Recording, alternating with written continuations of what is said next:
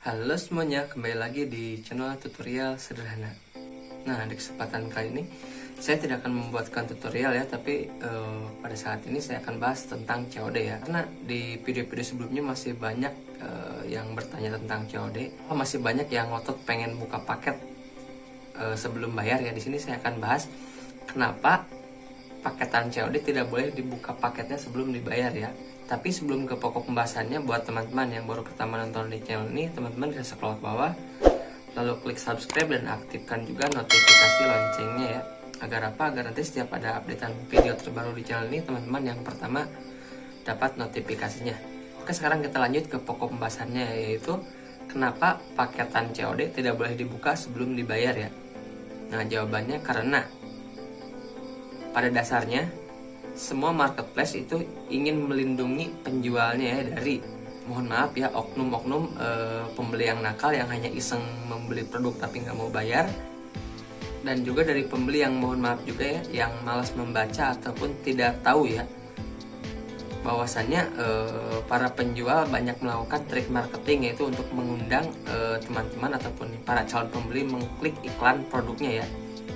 Dan teman-teman pasti bertanya, lah kok cuman penjual yang dilindungi ya, kami para pembeli bagaimana? Nah, sedangkan pembeli kan raja ya, harusnya kan pembeli yang dilindungi. Tenang ya, di sini pada dasarnya semua marketplace, baik Lazada, Shopee, BL ataupun Tokopedia, itu sama, semua ingin melindungi antara pembeli dan penjual ya.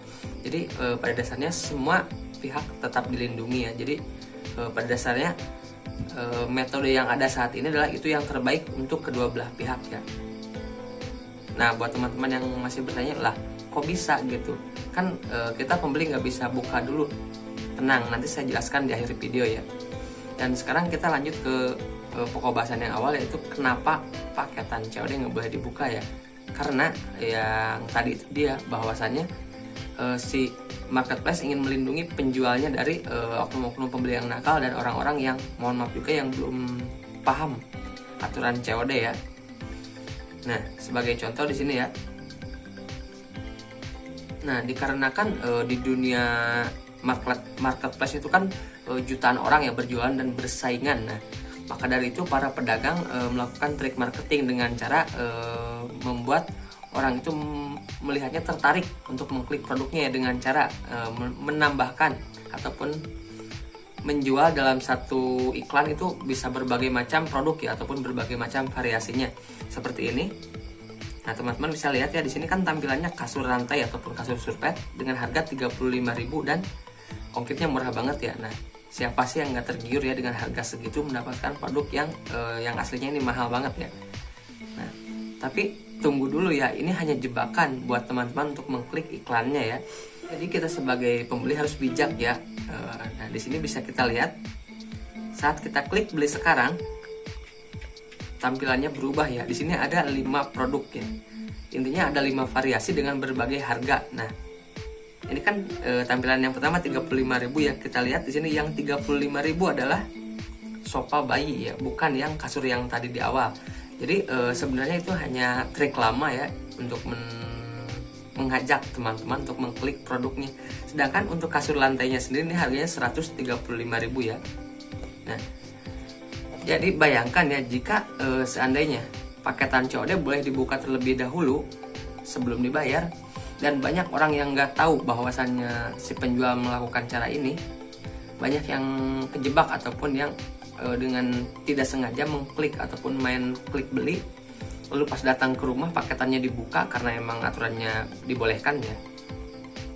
Pas dilihat kok isinya beda dengan yang di iklan. Nah, itu akan menjadikan masalah baru.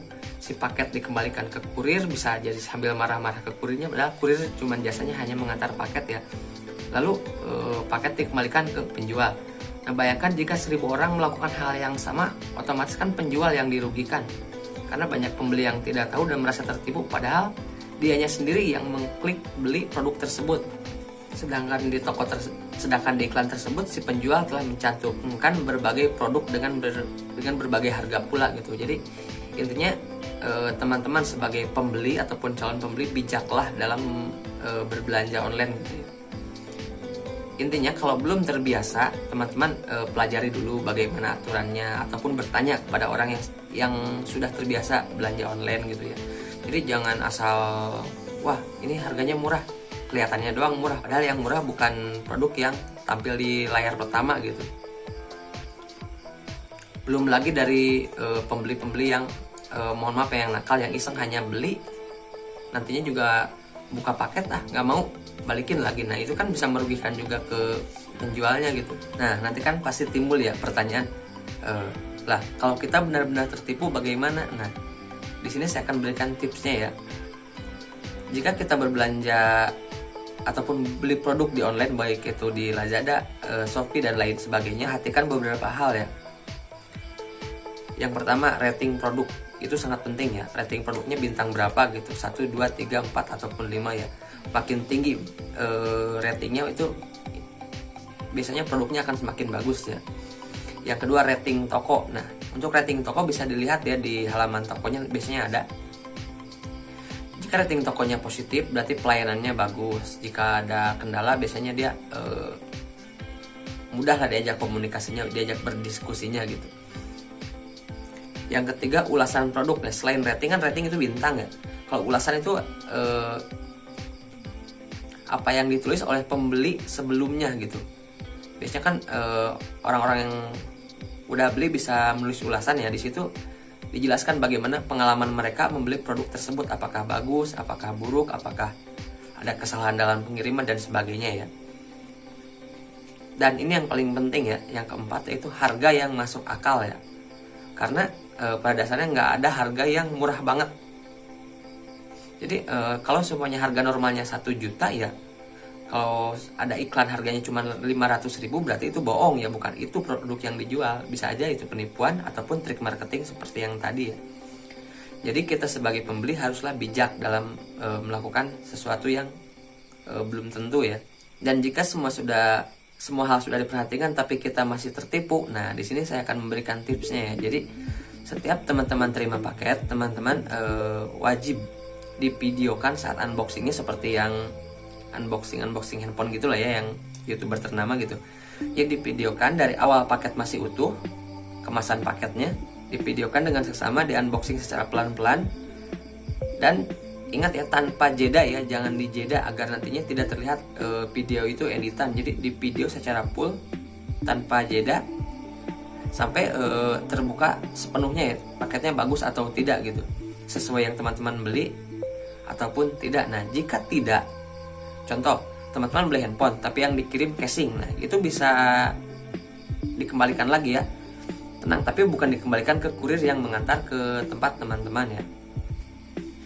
Itu ada prosedurnya tersendiri. Jadi teman-teman nanti jika mengalami hal tersebut dan mau melakukan penukaran produk ataupun retur ataupun pengembalian dana, teman-teman bisa ikuti langkah berikut ya. Dan cara ini adalah cara untuk di Lazada ya. Untuk aplikasi lain kurang lebih caranya sama. Jadi teman-teman masuk ke halaman produk yang dibeli seperti ini. Ini kan sebagai contoh saya beli ini ya, Wardah. Nah jika teman-teman mau minta pengembalian dana ataupun menukar produk, teman-teman bisa berdiskusi dulu ya dengan mengirim pesan ke penjualnya. Jika responnya baik, bisa dilakukan secara baik-baik antara penjual dan pembeli. Bisa dibicarakan lah ya bagaimana prosedur penukarannya. Ataupun jika si seller ataupun si penjual tidak merespon, teman-teman melakukan pengembaliannya melalui pihak marketplace ataupun pihak Lazadanya ya. Jika beli dari Lazada, jika dari Shopee melalui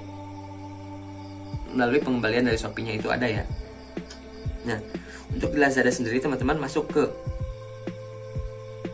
produknya, produk yang dibeli seperti ini, lalu klik pengembalian saya.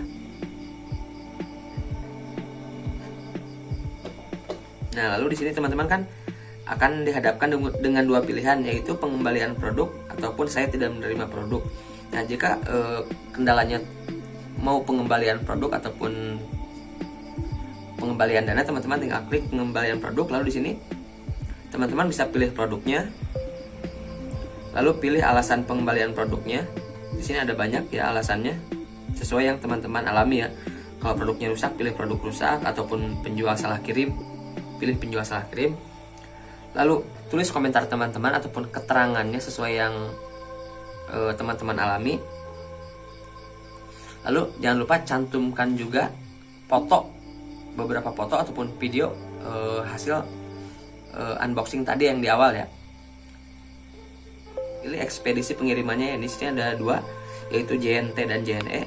Teman-teman pilih. Nah, lalu teman-teman tinggal klik kirim, nanti di situ akan diberi petunjuk bagaimana prosedur kelanjutannya. Teman-teman tinggal ikuti saja petunjuk yang di aplikasi Lazada tersebut ya. Jadi pada dasarnya untuk berbelanja online, pada dasarnya semua metode pembayaran itu aman, termasuk COD. Malah menurut saya yang lebih enak itu menggunakan bank transfer ataupun menggunakan dompet digital seperti Dana dan sebagainya. Itu menurut saya pribadi ya. Oke, cukup sekian untuk video kali ini, semoga bisa dimengerti. Dan buat teman-teman yang mau bertanya, teman-teman bisa tulis di kolom komentar di bawah ataupun menghubungi DM Instagram pribadi saya di @rb_project91 ya. Terima kasih telah menonton. Jangan lupa subscribe. Assalamualaikum warahmatullahi wabarakatuh. Sampai jumpa di video berikutnya.